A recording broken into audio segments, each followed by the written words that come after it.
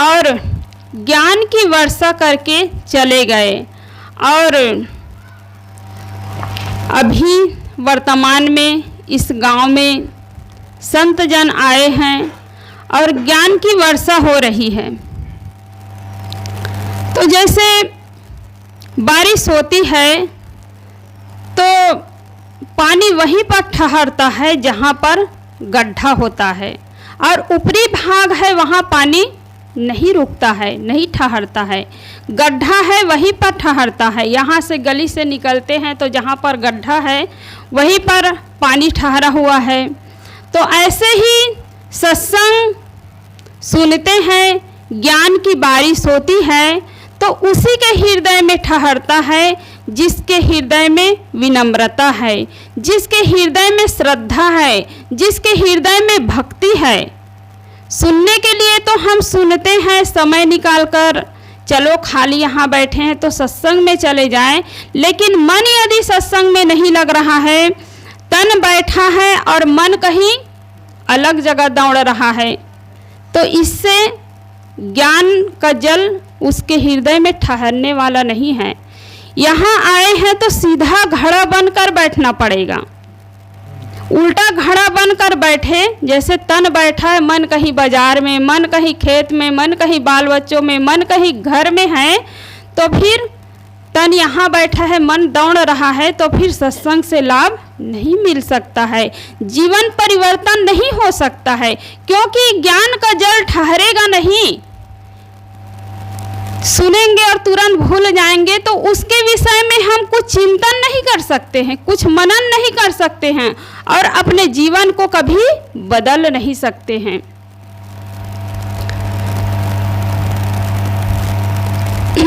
तो जो प्यासा होता है वही पानी के निकट आता है। और मैं कह रही थी अभी कि जिसके अंदर में विनम्रता है, भक्ति है, श्रद्धा है, उसी के हृदय में ज्ञान का जल ठहरता है। अहंकारी आदमी के हृदय में नहीं ठहर सकता है, उसका दिल कठोर होता है, उसका हृदय कठोर होता है, तो कठोरता में ज्ञान नहीं ठहर सकता है। विनम्रता में ही ज्ञान ठहरेगा, पवित्रता में ही ज्ञान ठहरेगा। तो पानी पीने वाला जो होता है वो नल के मुख नीचे है, यदि हाथ नल के ऊपर कोई रखे तो पानी नहीं पी सकता है, झुकेगा तभी पानी पी सकता है। आप किसी के घर में कुछ सामान लेने के लिए जाते हैं तो अहंकार पूर्वक कहे कि हमें, अधिकार पूर्वक कहे कि हमें आप ये चीज़ दीजिए, तो कोई देंगे? नहीं देंगे। बल्कि आप जाएंगे उसके घर में तो आपको हाथ जोड़ना पड़ेगा, विनम्रता पूर्वक बात करना पड़ेगा, तभी आपको कोई चीज़ मिलेगी, कुछ सामान मिलेगा। और अधिकार जताएंगे, अहंकार पूर्वक बात करेंगे तो नहीं मिलने वाला है। इसलिए सत्संग में आते हैं तो मन में विनम्रता है, श्रद्धा है, भक्ति है, तभी सत्संग से लाभ मिल सकता है।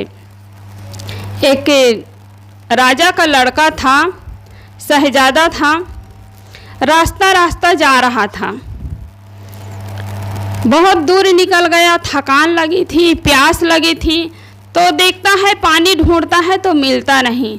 तो एक कुआं दिखाई देता है, कुएं के पास गया, कुएं के पास रस्सी बाल्टी रखी हुई थी, तो पानी निकालने के लिए जैसे ही झुकता है, इतने में उसको याद आया कि अरे मैं तो राजा का लड़का शहजादा हूँ, मैं कैसे पानी निकाल कर पी सकता हूँ।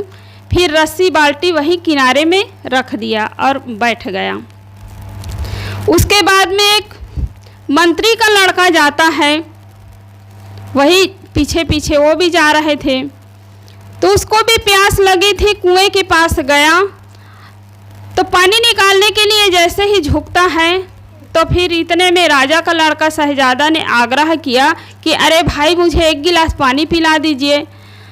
तो उन्होंने पूछा कि आप क्यों पानी निकाल कर नहीं पीते हो? तो उन्होंने कहा कि मैं राजा का लड़का शहजादा हूँ, इसलिए पानी निकाल कर नहीं पी सकता। तो उन्होंने भी कहा कि मैं भी मंत्री का लड़का, मंत्री ज़्यादा हूँ, मैं भी पानी निकाल कर नहीं पी सकता, ना पिला सकता। दोनों बैठ गए।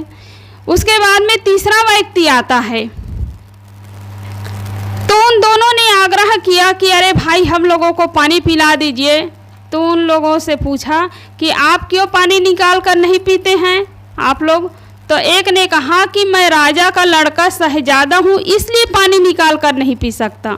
दूसरा ने कहा कि मैं मंत्री का लड़का मंत्री ज़्यादा हूँ इसलिए पानी निकाल कर नहीं पी सकता।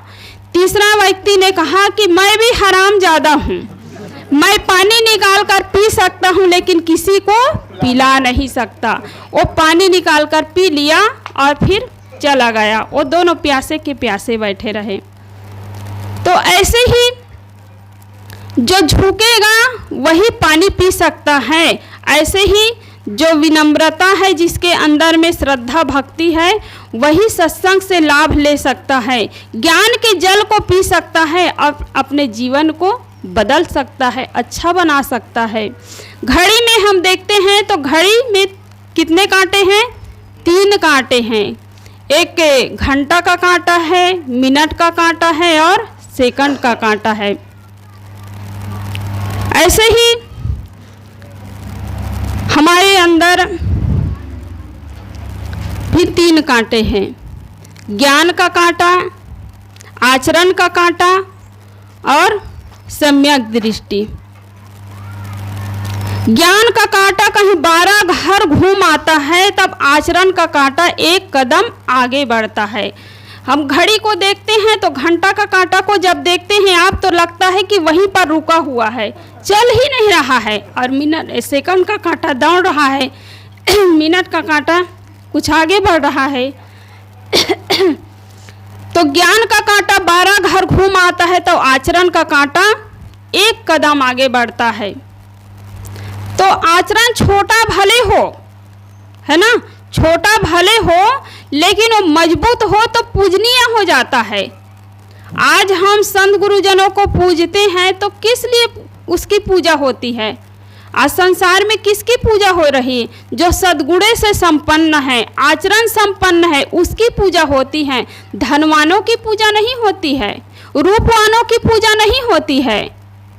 जिसके यहाँ 100 एकड़ खेती हो, 4 मंजिल का मकान हो, कोई दिखने में बहुत सुंदर हो, कीमती कीमती गहना जेवर वस्त्र पहने हो, उनकी पूजा नहीं होती है।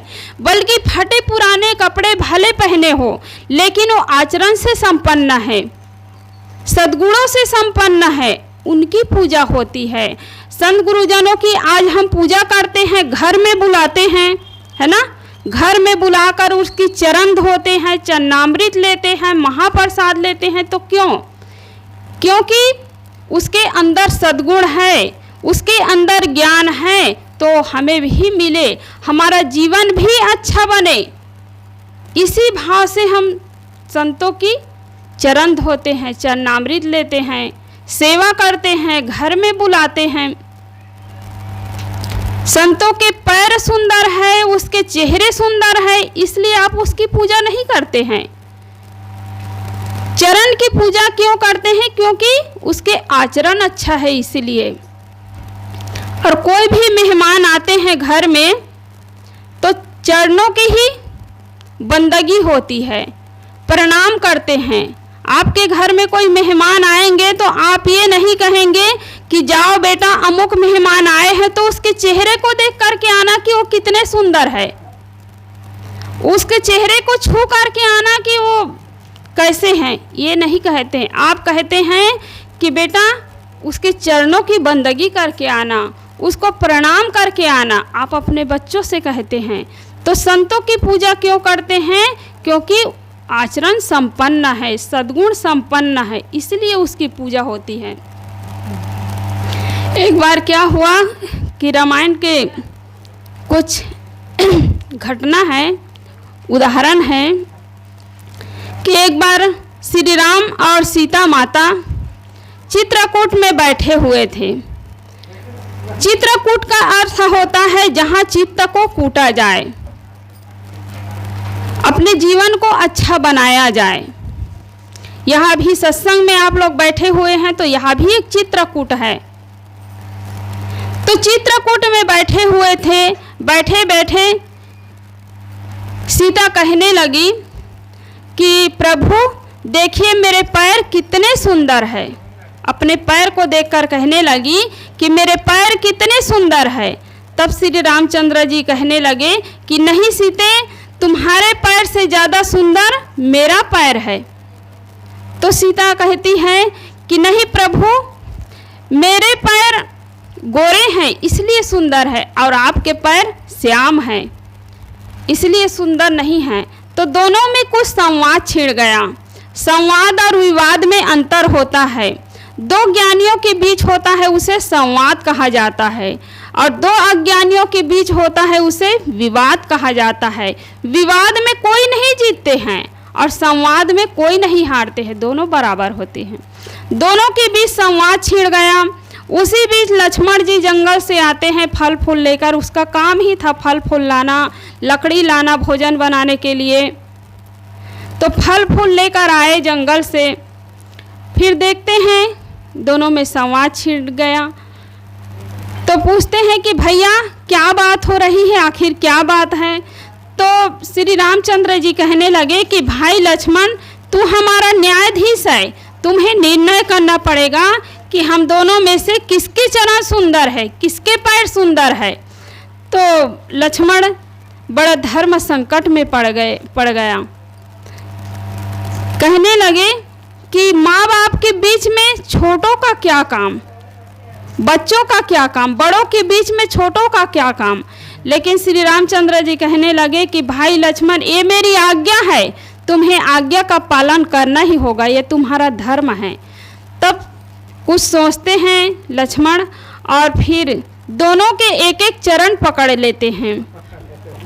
दोनों के एक एक चरण पकड़ कर कहते हैं कि सीता भाभी की चरण ज़्यादा सुंदर है। तो सीता माता खुश हो जाती हैं और कहती हैं कि देखिए प्रभु जी, मैं तो आपसे पहले ही कह रही थी कि आपके चरण से ज़्यादा सुंदर मेरे चरण हैं, लेकिन आप मान नहीं रहे थे। तब से लक्ष्मण जी पूछते हैं कि भाभी, क्या आपको मालूम है कि आपके चरण किस लिए सुंदर हैं। तो सीता माता कहती है कि नहीं लक्ष्मण, मुझे मालूम नहीं है। तो लक्ष्मण जी बताए कि आपके चरण इसलिए सुंदर है क्योंकि आप भैया राम के अनुगामी हैं, आप उसके चरण के पीछे पीछे चलते हैं, इसलिए आपके चरण सुंदर है। तब इतना सुनकर के श्री रामचंद्र जी खुश हो जाते हैं और कहते हैं कि देखा सीते, मैंने तो तुमसे पहले ही कह रहा था कि तुम्हारे चरण से ज़्यादा सुंदर मेरे चरण हैं। तब लक्ष्मण जी फिर पूछने लगे अपने भैया से कि भैया आपको क्या मालूम है कि आपके चरण किस लिए सुंदर है। तो श्री रामचंद्र जी कहने लगे कि नहीं भाई लक्ष्मण, मुझे मालूम नहीं है। तब लक्ष्मण जी बताए कि भैया आपके चरण इसलिए सुंदर है क्योंकि आपका आचरण सुंदर है, और आपका आचरण सुंदर है इसलिए आपके चरण सुंदर है। तो धन खोया तो कुछ नहीं खोया, स्वास्थ्य खोया तो कुछ खोया, और चरित्र खोया तो सब कुछ खो गया। धन खो जाता है तो आप मेहनत करके कुछ दिन में वापस ला सकते हैं। कभी बारिश होती है तो अच्छा फसल हो जाता है, धन ज़्यादा मिल जाता है, रुपये पैसे ज़्यादा मिल जाता है। कभी हानि हो जाए तो नहीं मिलता है, लेकिन बाद में उसको इकट्ठा कर लेते हैं। कभी स्वास्थ्य बिगड़ गया तो 15 दिन, महीने दिन या साल भर में वो भी ठीक हो जाता है। लेकिन चरित्र खो जाता है तो एक जन्म ही नहीं, कईयों जन्म बिगड़ जाता है। आज रावण, कंस, मंथरा, दुर्योधन के नाम सब सुनते हैं, कोई उसका नाम रखना नहीं चाहते। क्यों? क्योंकि उसका आचरण बिगड़ा हुआ था, और आचरण बिगड़ गए इसलिए उसका पूरा जीवन, कईयों जन्म बिगड़ गया, कितने हजार हो गए, शरीर छूटे। लेकिन आज भी लोग उसको याद करते हैं। तो राम और रावण, कंस और कृष्ण दोनों को याद करने में कितना अंतर है। तो इसलिए हम अपने चरित्र को अच्छा बनाएं। चरित्र के कारण ही चित्र की पूजा होती है। आज सदगुरु कबीर साहब के चित्र घर में रखते हैं, राम भगवान की चित्र घर में रखते हैं, कृष्ण भगवान की चित्र घर में रखते हैं, अन्य महापुरुषों की चित्र घर में रखते हैं, तो उसके चरित्र अच्छा होने के कारण ही घर में रखते हैं और उसके जीवन से आदर्श लेते हैं, शिक्षा लेते हैं, अपने जीवन को अच्छा बनाते हैं। इसलिए हमें अपने चरित्र को अच्छा बनाना चाहिए। ज्ञान जानते हैं, कितना भी ज्ञान जाने, यदि ज्ञान की बात कहने के लिए तो एक मांस खाने वाला भी घंटों प्रवचन कर देंगे, घंटों बोल देंगे। गुटखा खाने वाला, शराब पीने वाला, जितना आप नहीं बोलेंगे उतना शराब पीने वाला भी बोल देगा। अभी हम लोग बिहार गए थे, तो मेरा भाई रहता है बिहार में, उन लोगों का भी आश्रम है।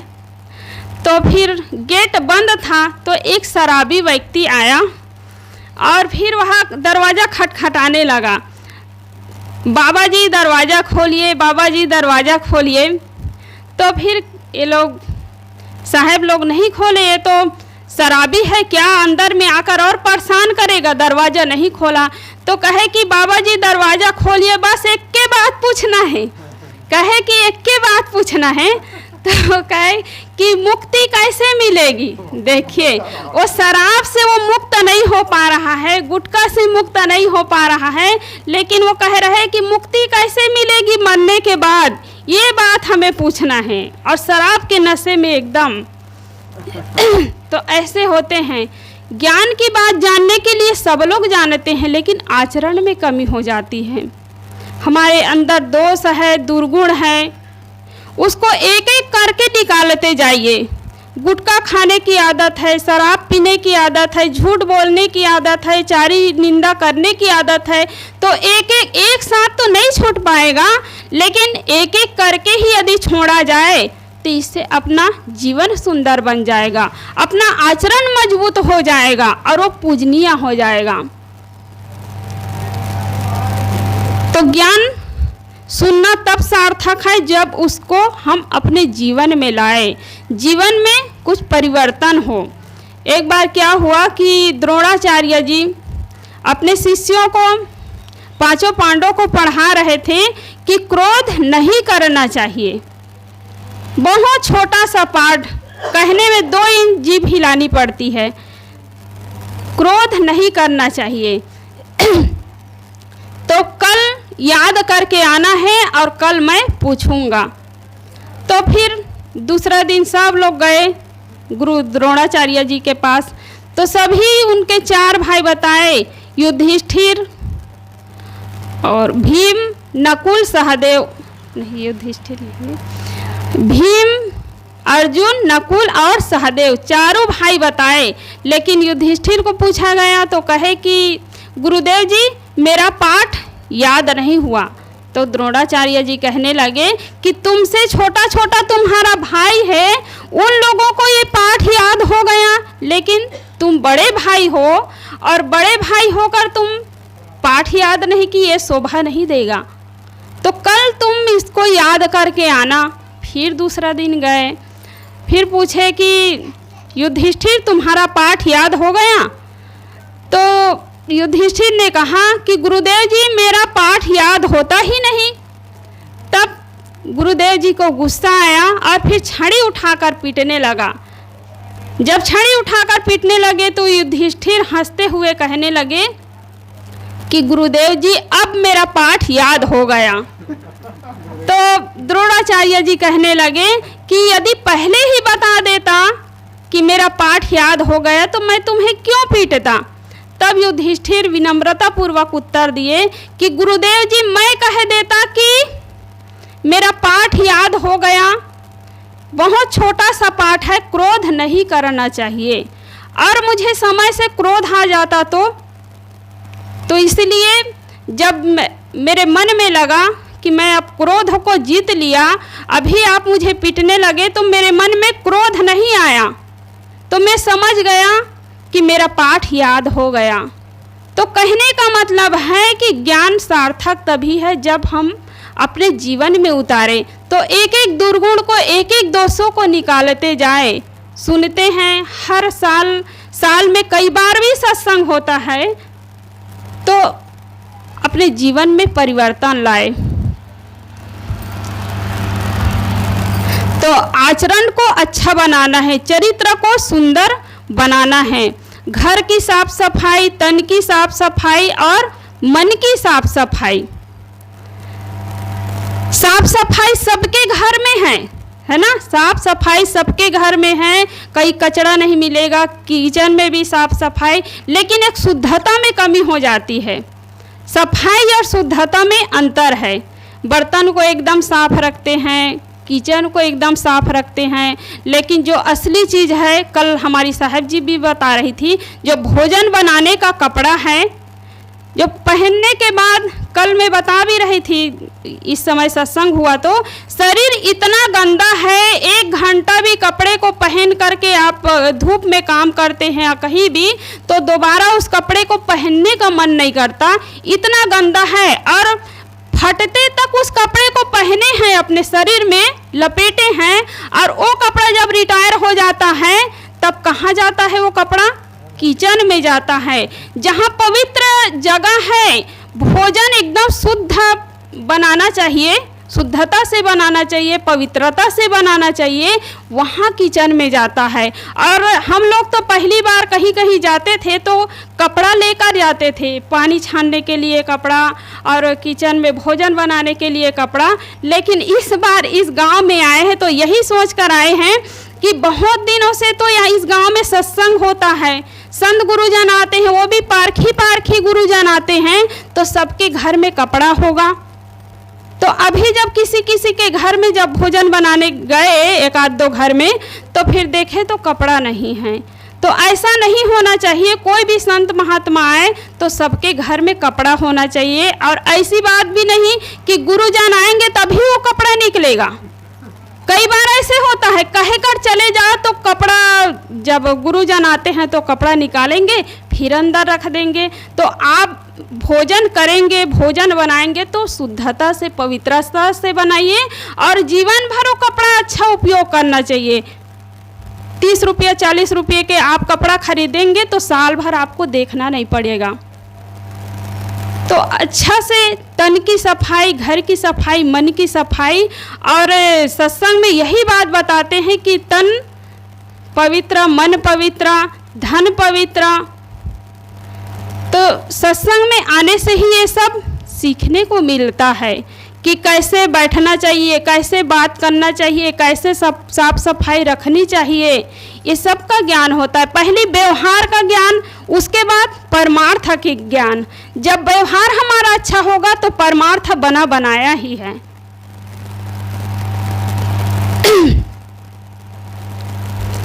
तो मैं कह रही थी कि हम अपने चरित्र को अच्छा बनाएं। तो अभी 3 दिनों से ज्ञान की बारिश हो रही थी, है ना? आज आखिरी दिन है, आखिरी सत्र है, ये ज्ञान की बारिश हो रही थी। कई प्रकार का ज्ञान, पति पत्नी में प्रेम होनी चाहिए, सास ससुर के प्रति सेवा का भाव होना चाहिए, उसकी पूजा होनी चाहिए, बच्चों को अच्छा संस्कार देना चाहिए, अपने जीवन को अच्छा बनाना चाहिए।